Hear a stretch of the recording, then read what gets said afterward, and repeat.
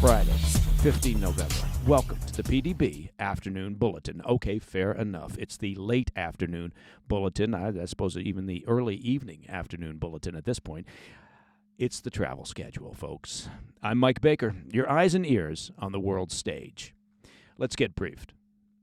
First, in some, let's call it embarrassing news for the mullahs in Iran, a bombshell report reveals that Israel managed to take out a secret Iranian nuclear research facility during their retaliatory strike against the Islamic regime in late October.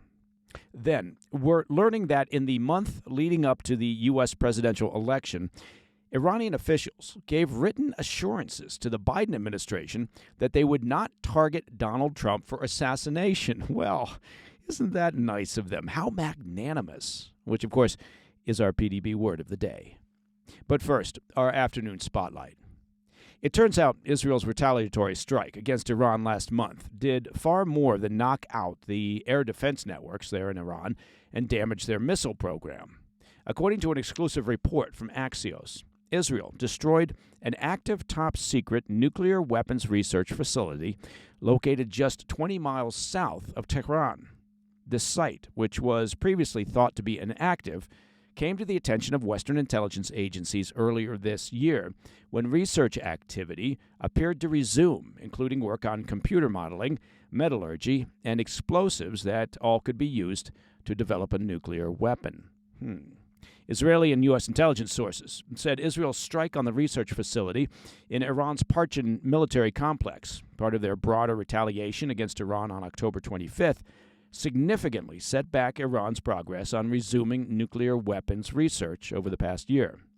One Israeli source told Axios that the strike destroyed sophisticated equipment needed to create the plastic explosives placed around a nuclear device's uranium core and used to trigger a detonation. Satellite imagery following the strike showed the entire facility was completely wiped out. Knowledge of the research being done at this site was reportedly kept within a very tight circle of Iran's leaders and conducted in a way that could be presented to outside observers as research for civilian purposes, which, of course, is the explanation that the Iranian regime has repeatedly given over the years for their nuclear program. Nothing to see here, folks. It's just for civilian purposes. A U.S. official told Axios, quote, they conducted scientific activity that could set the table for the production of a nuclear weapon. It was a top-secret thing. Well, yeah, apparently so. A small part of the Iranian government, they said, knew about this, but most of the Iranian government didn't, end quote. This secrecy made it a prime target, of course, for Israel. While international pressure was high for Israel to refrain from striking Iran's nuclear facilities, including pressure from President Biden, the site at Parchin was not part of Iran's declared nuclear program. If Tehran acknowledged the attack, of course, they would also have to admit they flagrantly violated the Nuclear Non-Proliferation Treaty. But seriously, who could have guessed that the world's #1 state sponsor of terrorism might also be flagrantly violating the nuke treaty? A U.S. official told Axios, quote, the strike was a not-so-subtle message that the Israelis have significant insight into the Iranian system, even when it comes to things that were kept top secret and known to a very small group of people in the Iranian government, end quote. The facility previously served as a key part of the Iranian Ahmad nuclear weapons program used for testing explosives needed to set off a nuclear device. However, it was shut down in 2003 after Iran indefinitely paused their official military nuclear program.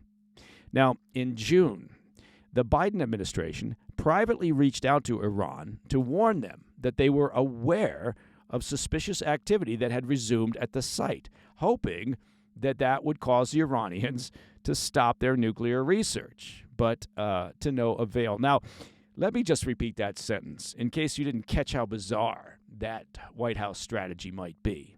In June, the Biden administration privately reached out to Iran to warn them that they were aware of suspicious activity that had resumed at the site. And they did that hoping it would cause the Iranians to stop their nuclear research.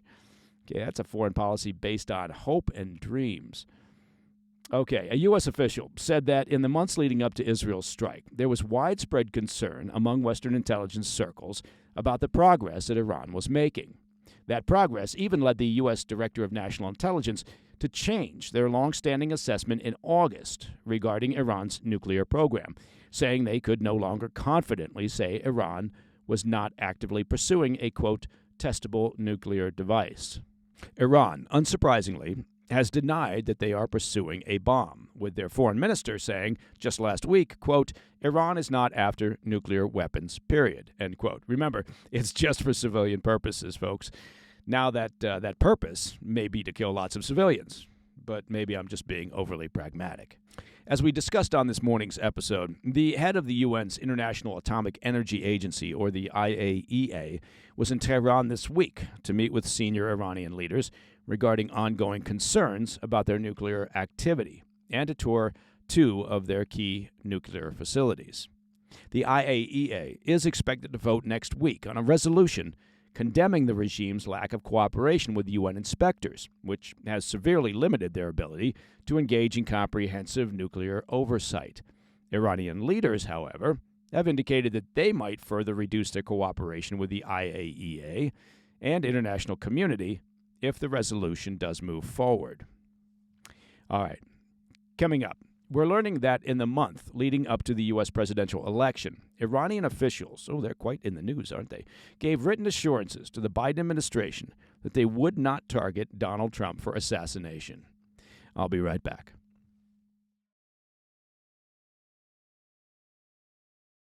Welcome back to the Afternoon Bulletin. Sticking with Iran, it appears that leaders of the Islamic regime sought to distance themselves from the assassination plots aimed at President-elect Donald Trump before Americans headed to the polls in November.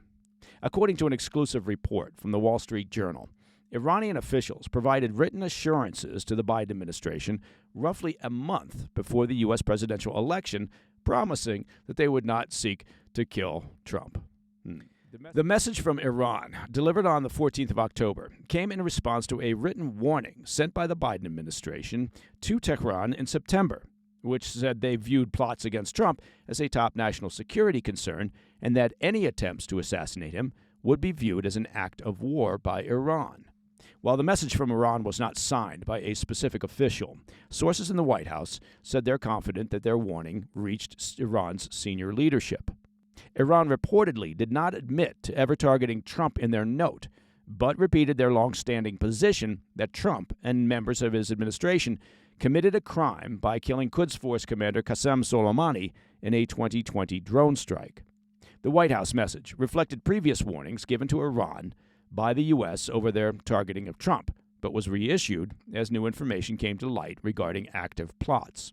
As you're likely aware, federal prosecutors charged a Pakistani man in August for plotting to kill Trump on behalf of the regime, prompting the U.S. government to bolster Trump's security on the campaign trail.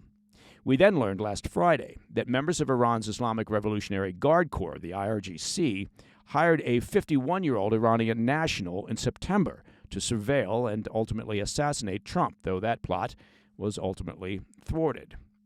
Intelligence officials have described Iran's many plots against Trump as, quote, ongoing. The regime has also long been targeting members of Trump's first administration for assassination for their involvement in the strike on Soleimani. Due to the threats, the U.S. government has been providing round-the-clock security for former Secretary of State Mike Pompeo, former National Security Advisor John Bolton, and Trump's special envoy for Iran, Brian Hook, who is expected to once again take the lead on the issue of Iran when Trump returns to office. Iran's foreign minister formally reacted to these allegations for the first time earlier this week, dismissing the claims as, quote, third-rate comedy. As we've been discussing in recent days, the Iranian regime appears to be trying to pivot from their adversarial stance with the U.S.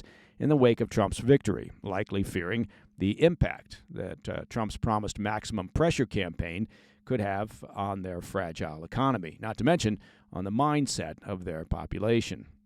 On Monday, the Iranian president signaled a desire to engage in direct diplomacy with the incoming Trump administration. Reports also surfaced that Iran has postponed their planned retaliation against Israel until, quote, negotiations with President Trump begin. Whether or not Trump is prepared to negotiate with the regime, well, that remains to be seen.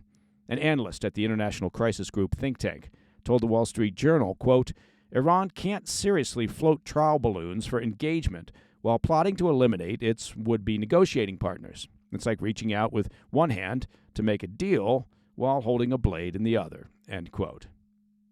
And that, my friends, is the PDB Afternoon Bulletin for Friday, 15 November. Now, if you have any questions or comments, please reach out to me at pdb@thefirsttv.com. And as you probably discovered upon waking up this morning, it's Friday, which means a brand spanking new episode of our much-loved PDB Situation Report airs tonight at 10 p.m. on the First TV. It's also available on our much-loved YouTube channel, that's at President's Daily Brief, and, of course, all podcast platforms. This weekend's cavalcade of guests includes the always insightful retired Lieutenant Colonel Tony Shaffer. Now, Tony was on the 2016 Trump administration transition team, as well as he's advised and worked with senior Pentagon and Defense Department officials and was an advisor to now DNI nominee Tulsi Gabbard.